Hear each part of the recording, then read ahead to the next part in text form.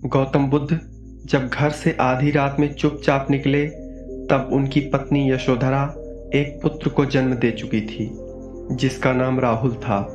बुद्ध जो घर से निकले तो वापस ही नहीं लौटे।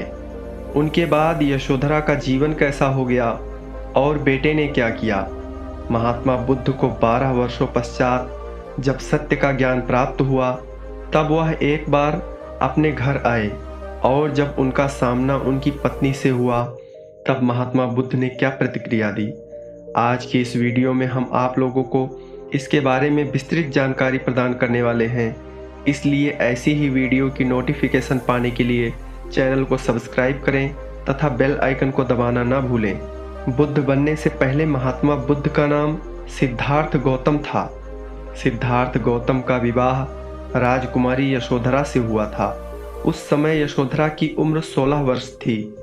वह पत्नी से कुछ बड़े थे। वह विवाह नहीं करना चाहते थे। पिता ने उनकी मर्जी के बगैर उनकी शादी करवा दी, क्योंकि महात्मा बुद्ध के जन्म के समय ही किसी ज्योतिषी ने यह भविष्यवाणी की थी कि यह बालक या तो बहुत बड़ा सम्राट बनेगा या बहुत बड़ा महात्मा। इसलिए महाराज शुद्धोधन उन्हें एक सम्राट बनता देखना चाहते थे। इसलिए उनकी जल्दी ही शादी करवा दी। विवाह के 13 वर्षों पश्चात जिस दिन यशोधरा ने बेटे को जन्म दिया, उसी रात सिद्धार्थ गौतम राजमहल छोड़कर ज्ञान की प्राप्ति के लिए चले गए।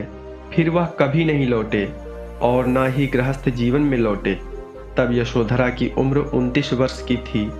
सिद्धार्थ गौतम के जाने के बाद यशोधरा अपने बेटे के साथ एक सन्यासी की भांति अपना जीवन व्यतीत करने लगी। और एक दिन ऐसा आया जब सिद्धार्थ गौतम महात्मा बुद्ध बन चुके थे। उन्हें सत्य का ज्ञान प्राप्त हो चुका था। तब तक 12 वर्ष का समय व्यतीत हो चुका था। जब महात्मा बुद्ध अपने घर वापस आए तो उनका पुत्र अब 12 वर्ष का हो चुका था। यशोधरा ने महात्मा बुद्ध से अनेक प्रश्न किया। यशोधरा ने कहा कि क्या यदि एक बार आप मुझे बता दिए होते कि मैं सत्य की खोज में जाना चाहता हूँ, तो क्या मैं आपको इस काम के लिए रोकती। मैं भी एक छत्राणी हूँ। यदि मैं अपने पति को टीका लगाकर युद्ध भूमि में भेज सकती हूँ, तो क्या मैं आपको सत्य की खोज में जाने के लिए मना करती। महात्मा बुद्ध के जीवन में यह पहला अवसर था जहाँ पर महात्मा बुद्ध निरुत्तर हो गए। उनके पास देने के लिए कोई जवाब नहीं था।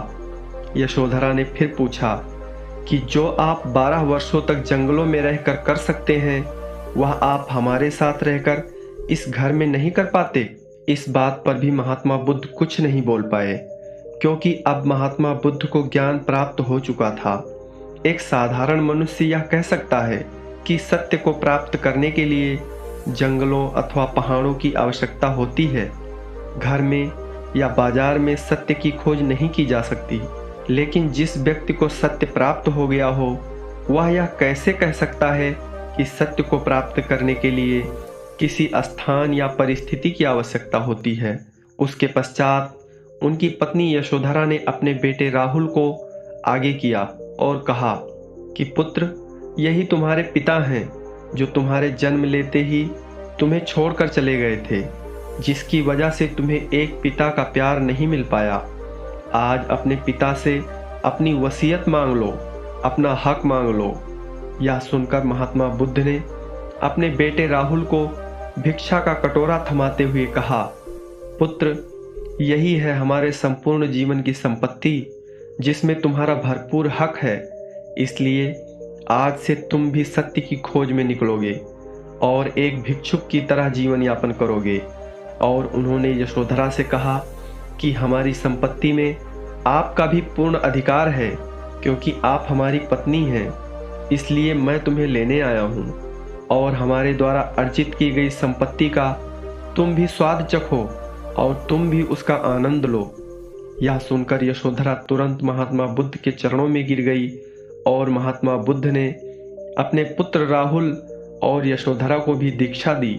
और यशोधरा तथा राहुल महात्मा बुद्ध के साथ एक भिक्षुक का जीवन व्यतीत करने लगे, ध्यान का अभ्यास करने लगे तथा महात्मा बुद्ध की शिक्षाओं का प्रचार करने लगे।